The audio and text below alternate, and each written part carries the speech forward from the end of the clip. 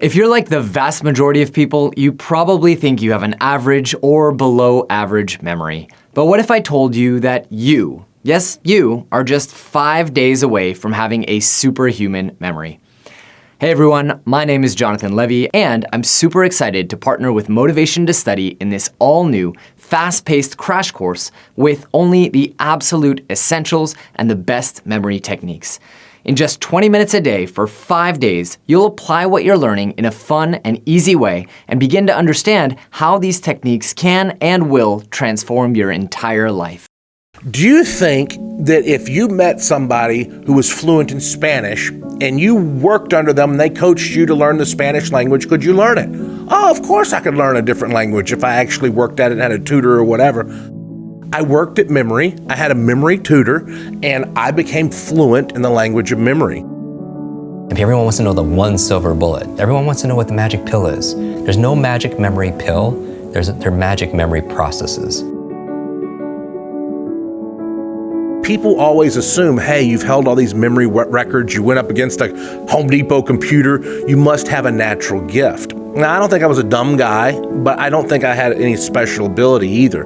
This guy taught me a system that I learned, and I really believe anybody can improve their memory. But if you want to increase your long-term memory, you must learn a new, more memorable and more interesting way to feed your brain information. Remember, information alone is not memorable. Information combined with emotion becomes a long-term memory. You've probably heard it said that a picture is worth 1,000 words. Well, this has a few meanings. Sure, a picture is the fastest way for us to convey information. I mean, just think about all the emotion, color, context, and complexity that you can convey with one simple image.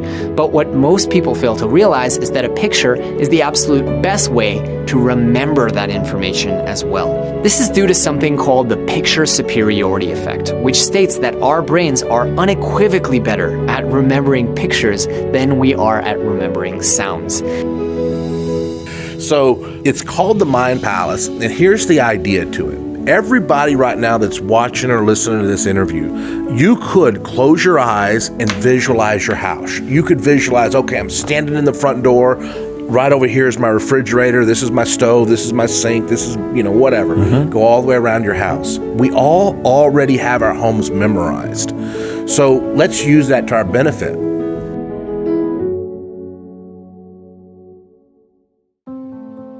So really fast, the 10 keys for unlocking your Kwik brain. People don't even have to write it down because I'll teach them how to memorize them, Cool. right? And we can do it together. Number one is good brain food, all right? Good brain food, because you are what you eat. What you eat matters, especially to your gray matter. There's certain foods that are really good for your brain. Blueberries is like, I call them brain berries, and avocados and the good fats and all of them. So there's 10 of them that I recommend. And so they're really excellent. They're very neuroprotective and such, including dark chocolate. A good brain diet is number one. So just rate yourself on a scale of 0 to 10. How good is your diet? All right, number 2 is killing ants. Automatic negative thoughts, your self-talk. Maybe going on a little fast or a cleanse. Like we cleanse the food we eat and things we put in our body, but what about the thoughts? And people get so addicted to these things like, complaining and whatever you're rehearsing, you're literally rewiring your brain to get more of that. It's not law of attraction. There's a law of action that's going on, that makes it, because all behavior is belief driven. And so you're wiring your brains to be really rehearsing those things. That's why they say, a fearful person dies 1,000 times, like in their mind. A brave person dies just once. Because every time you're rehearsing, oh, I'm scared of public speaking, you do it over and over again, not only do you get the fear of it every single time, because your imagination, your mind doesn't know the difference between something you vividly imagine and something that's real. Okay. So the third thing, exercise. Number 4, brain nutrients. And this is a subject that comes up because a lot of people travel, they have fast food lifestyles, and but maybe they're lacking in certain supplements. And what I would say is, I'm not a nutritionist, but go to a doctor, a good functional medicine doctor, have a blood test, and I say the same thing for diet. When people say what's the best, do food sensitivity tests. But same thing with nutrient profile. You can see what you're deficient at. Because if you're low on B vitamins, if you're low on DHA, then you're gonna have cognitive issues. Fifth thing that you want to optimize your brain is positive peer group. We know who you spend time with is who you become. and it's not just a positive thinking, affirmation quote. Literally, you have mirror neurons, and your mirror neurons in your nervous system is when you could watch a sport or watch a movie and you could feel what they feel, or you have empathy for other people. We're always imitating people, right? And so who you spend time with is who you become, because you're imitating their habits, their behaviors, their thought patterns, and everything. So that's why they say you're the average of the 5 people you spend the most time with, right? If you're around 9 broke people, you're gonna be the 10th, right? Like, you hear these things all the time, but it's not just your biological networks or your neurological networks. Analyze your social networks. 6th thing for your brain, clean environment. We know a clean environment is good for your brain. At an anecdotal level, when you clean your desk or you clean your laptop off, you have clarity of thought, right? But I don't just mean that, I mean clean air, clean water, because there's a lot of pollutants that's not good for your cognition, right? So from there, we have number 7, sleep. This is a big one for so many people. Sleep is so important for your brain for 3 reasons. Number 1 is where you consolidate short to long-term memory. Everyone who pulled an all-nighter back in university, that hurt you because you need that sleep. Number 2, it's where you clean out the plaque that could lead to brain aging challenges. And that's what the latest research is saying in terms of leading to dementia and such. And then the 3rd reason is because when you dream. And here's the thing, you're like, what does that have to do with anything, Jim? It's like, you don't know how many amazing ideas and invention, literature, works of art came in dream states. Paul McCartney came up with Yesterday in his dream. Like a chemist came up with the periodic table in his dream. Elias Howe created the sewing machine in his dream, right? Like, what are you dreaming about late at night? Because when you are working all day and you're learning all day, your brain doesn't shut off at night. At night, it's more active. People don't realize that. You think it's just not happening. It's actually more active, and it's coming up with solutions, and it's integrating stuff in the form of dreams. Number 8 is brain protection. I work with a lot of athletes, high performer athletes. Concussions are a big deal, right? And I've had a number of TBIs, traumatic brain injuries. But not just that, I did a whole episode on electromagnetic fields. Like, people don't realize that our smart devices, our brains didn't really evolve to have all this electricity right by our brains, And I read recently that 90% of kids sleep with their phones underneath their pillows. I mean, who knows the effect that's having? So better avoid it. Protect your brain. 9th key to keeping your brain alive, new learnings, right? The neurogenesis and neuroplasticity means neurogenesis, you could create new brain cells the day you die. Science never thought that. Neuroplasticity is saying you could create new connections, meaning that Einstein's brain wasn't bigger than any of ours. In fact, it was smaller, but parts of his brain were very highly connected because he would do these theta state brain thought experiments, and every single time you have a new thought, you may create new connections, right? And so the way to improve neurogenesis, neuroplasticity, 2 things, novelty and nutrition. Okay. Just like when you're an athlete, just like training your body, you give it novelty or stimulus, and then you feed it with nutrition, right? And so that's how you build your mental muscles too. Finally, number 10, stress management. Stress management, meaning people don't realize it because it's invisible, but it's like you don't realize how much stress you're under until you're on vacation or you're getting a massage. You don't realize because it's all there all the time. It's like the fish that they don't see the water because it's there all the time. So what are we doing to cope? Meditation, relaxation, massage, yoga, whatever it is that gets us stressed. So those are the 10 keys. So I'm gonna teach people right now how to memorize all 10 in a few minutes, literally a few minutes. Yeah. So this is a great technique to use when you need to give a talk. Like, if you need to give a presentation and you don't wanna rely on notes, this is a great way of having your key points. And this is a 2,500-year-old Greek technique. So what I'm gonna do is I'm gonna walk everybody through my office. I'm gonna designate 1 place, 2 places, 3 places, 10 places. And then I'm gonna put each of the brain tips on each of the places. So everyone can take a deep breath, and if it's safe, close your eyes just to help you focus. I want you to imagine you're on a plane. We have an office in Westchester, New York, and I want you to imagine it lands in Westchester Airport, car picks you up, and just a car picks you up, you're in the back seat, you're going to my office. Get to the office, the first place is the parking lot. So we could just repeat out loud, everyone. What's the first place? Parking lot. Parking lot. And when you get out of the parking lot, I want you to imagine the first brain tip, there's a good brain diet waiting for you. And a big brain buffet. I mean, just like blueberries and avocados and green leafy vegetables. Walnuts are really good for the brain. Dark chocolate, right? And so you're there and you're just having a big food fight. And it would never happen. You're like, Jim, this is so childish. But who are the fastest learners? Children, right? Musical instruments, languages. Be playful here.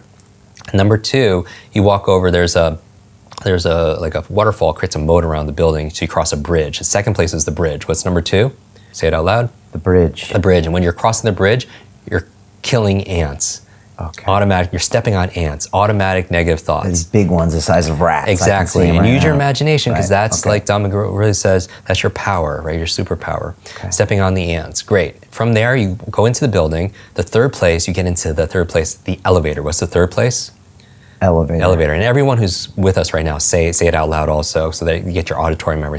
You walk into the elevator and you start exercising. That's the third brain tip, exercising. So whatever exercise is for you, you have your personal trainer in there, maybe you're doing your yoga, whatever it is, your burpees, whatever you got, do it in there. But see it and feel it. You can't just hear it. You get out of the elevator, you get to the fourth place, which is the hallway. You walk into the hallway. What's the fourth place? Hallway. And you're walking in the hallway and all these brain vitamins are there on the floor. Big bottles of brain vitamins. Maybe you're tripping on the brain vitamins and you're like Indiana Jones, Lara Croft, you're jumping over the brain vitamins. You open up the door to the office and immediately to the left is the fifth place. It's the closet. And so what's the fifth place? Say it out loud. Closet. You open up the closet and inside is your fifth brain tip, is your positive peer group. I want you to see all your happy friends in the closet. In the closet. All your happy friends are having a cheery, amazing time, high-fiving each other, happy friends in the closet. They're encouraging you, they're challenging you, they're cheering you on. Great, you're halfway there. From there, you go to the sixth place, which is the receptionist. What's the sixth place? Receptionist. And the receptionist is cleaning the environment, cleaning the air, changing the air filters, vacuuming, mopping, and everything is obsessively clean. Okay. From that, behind the receptionist is the seventh place, is the fish tank. So what's the seventh place? Fish tank. Fish tank. Beautiful tropical fish tank. And in there, you want to remember sleep. So just see Nemo and Dory sleeping. But don't just make it regular sleep. They're in their pajamas, they're snoring, they are in their bunk beds. See and feel what that would feel. Imagine that. Now, from there, you walk to the classroom. The door to the classroom is the eighth place, the door. What's the eighth place? The door. The door. And it's locked. So how do you open it? You just put on your helmet, which reminds you of protect your brain, and you headbutt the door open. But the helmet is what you want to remember. Protect your brain. Okay. From there, immediately up front is a whiteboard. That's the ninth place. What's the ninth place? Whiteboard. And I'm there. I'm there and I'm drawing on there, teaching you. And what am I teaching you? I'm writing these two words, new learnings. New learnings. I'm drawing that in red, new learnings, because new learnings makes neurogenesis, neuroplasticity. From there, on the side of the classroom are all these bonsai trees, these Japanese plants. Okay. And what you need to picture is stress management. So imagine meditating or getting a massage, but you have to do it on the bonsai trees, so it's a little prickly. Maybe you're meditating, whatever gets you out of stress. Maybe you're having a glass of red wine, but sitting on the bonsai trees, right? Okay. Perfect. Now open up your eyes. Okay. That was fun, by the way. Yeah, it's a great exercise in focus, creativity, and imagination. Number one is not the place is the parking lot, but what are you doing there? Brain food. Yeah, it's brain everywhere. foods. Eat your brain foods. Right. Perfect. You go over to the second place. The second place is the what? The bridge. The bridge. And what's the brain tip? I'm squashing the ants. Yeah, squash those ants. Automatic negative thoughts. Right. And then from there, you go into the building, you get into the what? Elevator. And what do you do in the elevator? I'm exercising. You know, it gets the heart rate going, really good for the brain, especially in the first thing in the morning. And then from the elevator, you get out and you're immediately right in the fourth place, which is the what? Hallway. And what's all over the floor? All of my brain nutrition. Yeah, brain nutrition. That's number 4. And then you go into the room, my office, immediately to the left is the fifth place. You open up the what? Closet. And who's in the closet? My peer group. They're Your all hanging positive group. out. They're stuck to each other, and Yes. they're all getting along with each other and having fun. They're positive, and they're positive. Good friends are good for your brain. From there, you get out of the closet. You talk to the who? Receptionist. And what are they doing? They're keeping everything clean. The air clean, the water clean, the environment Clean environment's good for the clean internal environment for your brain. And then from there, behind the receptionist is the fish tank. And what are they doing? They're sleeping. Sleeping. Not just any sleep, the good sleep. They're getting the deep sleep, which is good for your brain. And then from there, you're going to the class. You open up the The door? The door. With my head, and I make sure I'm careful with my brain. No brain injuries. Yeah, no brain injuries because you're wearing that helmet. And then immediately up front of the classroom, I'm drawing on the what? The big whiteboard. And it says in big red letters, new learnings. New learnings. New learnings, good for the brain. And finally, number 10, what's on the side? All those Japanese plants. Bonsai trees. And what does that remind you of? Reminds me of stress management. I'm meditating on the bonsai trees. Manage your stress.